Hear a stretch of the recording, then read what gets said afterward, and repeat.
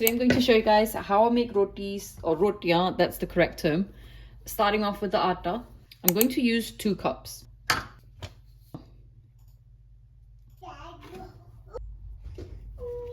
This is the atta that I'm using, the elephant atta in medium. I kind of just measure with the eyes and I tend to run this under the tab. I'm going to try and add the water this way, just so it's easier for you guys. You just add the water gradually and then mix the dough together.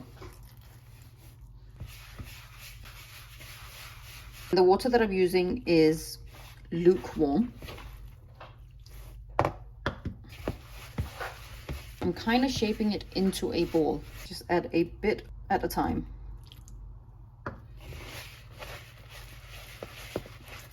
You can also press it like this.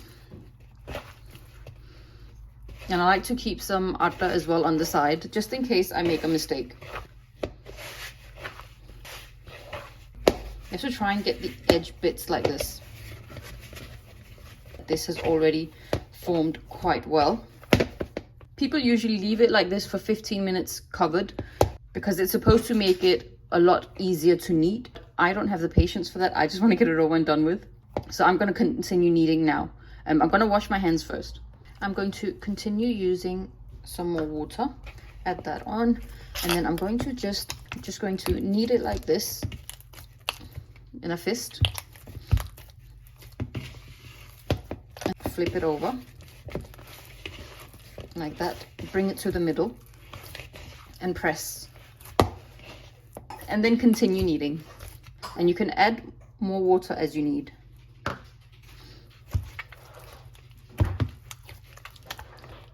So I use my fist to press it down a couple of times. And then the edges I scoop up like this and bring to the middle. Scoop it up and fold like this.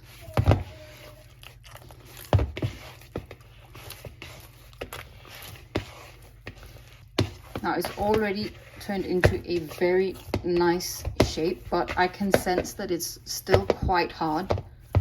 So I'm going to add more water. You just have to do this for a couple of minutes. In case you add too much water, just sprinkle a bit of flour on top and then continue kneading. Or if it's too floury, you just add more water. I'm just going to wash my hands again. Sometimes it gets too sticky. Now I'm going to add a bit more water on my hands and scoop into the middle. I think it got slightly too sticky, so I've sprinkled a bit of atta on. I'm just going to mix that in.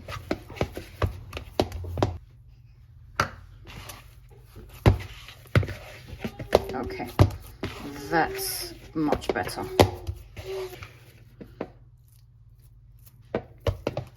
I didn't end up using a full cup of water. This is the consistency I prefer. It is slightly sticky. I'm going to transfer that into a glass container.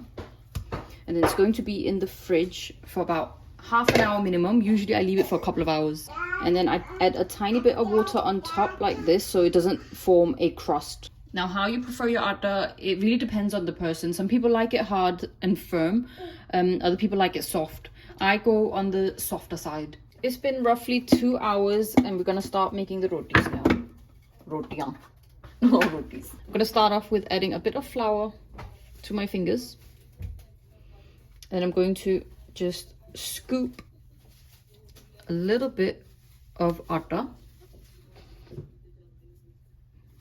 This way it doesn't stick too much to your fingers. This is how much I'll be using. I'm going to make small ones. What I'm going to do now is add a bit of flour to it on one side. Put the flour side on my hand. And then I'm going to scoop up the edges and push it towards the middle.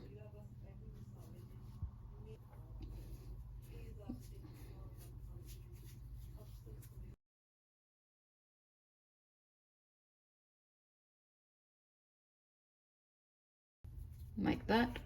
Turn around and then roll it. Form it into a ball like this. Well, one is called a pera, two is called pere. Yeah. What is it called in English? A dough ball. Yeah. I'm gonna repeat the same thing why we do it this way. Don't ask me why. This is just how I was taught. I'm going to switch on the hob. As long as it's a Tefal pan, it should work. This one, I'm not sure where it's from. It's a gift that I got, and it wasn't supposed to be my roti pan, but I haven't bought a bigger one. I need a bigger one. So for now, this is the one I'm using. I'm going to grab one of these bere, then I'm going to cover it in flour. Then I'm going to just press it like this. Press and move forward. Now, as you can see, this middle bit ends up needing more flour. Now, I don't know why I've turned into calling it flour. It's atta. Okay, we're going to roll it. Now you can move it forward like this, or a technique that my dad taught me was to kind of press it down on one side and then move it like this. That's a technique that's going to take a little bit of time to master.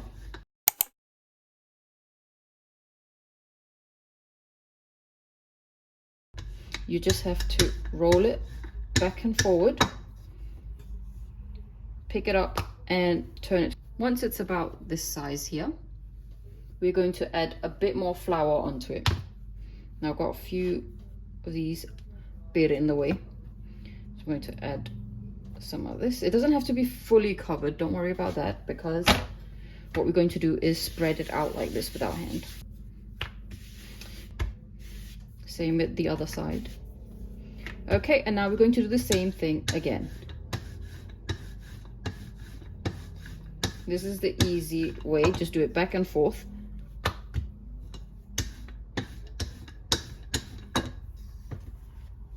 You flip it over and do the same thing. That's it for this step. Put it in one hand, throw it over to the other. Some people are very good at it and they make the roti go much bigger. But for me, I'm not good at that technique.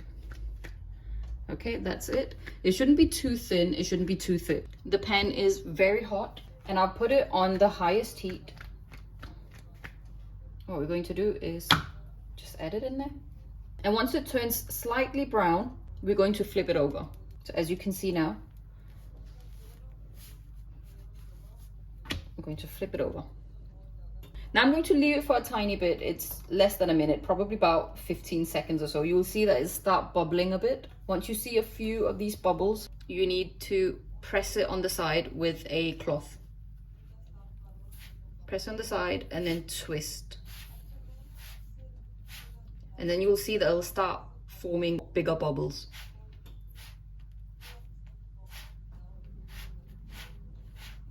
Just a couple of times and then that's it. Look at how nice it is on this side.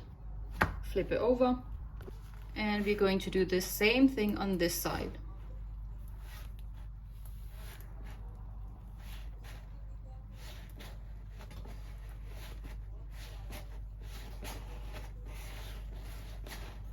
It does get more and more difficult when it puffs up, so you need to be very careful with the steam.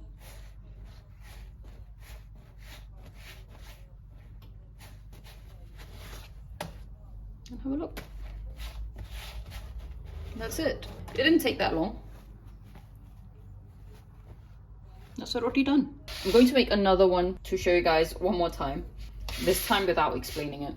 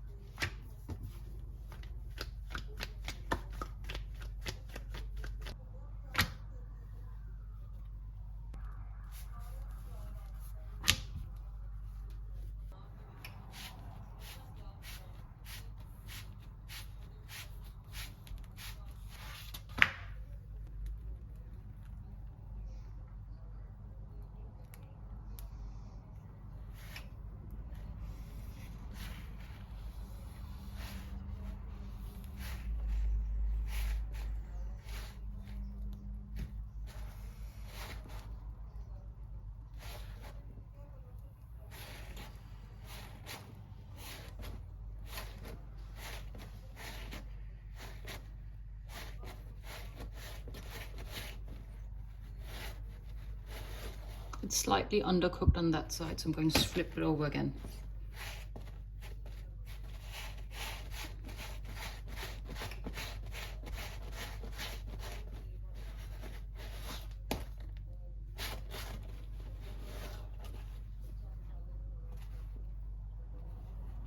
Just one more thing, if you leave these in here for a while, you'll see that there'll be a lot of flour on one side, and sometimes that's too much, so you can just kind of brush it off.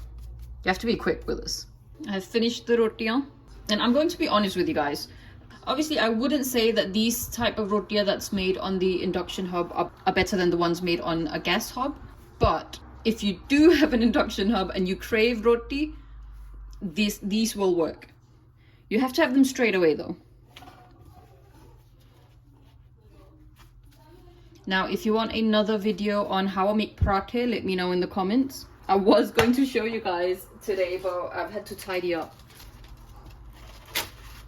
Here we've got paratha, crispy. If you do try out making rotia this way, then let me know in the comments and tell me how they turn out. I have made these a little bit earlier because I was recording a video for you guys, but it is best to have them straight away. And we are going to have them with some chicken dal, which is looking so amazing.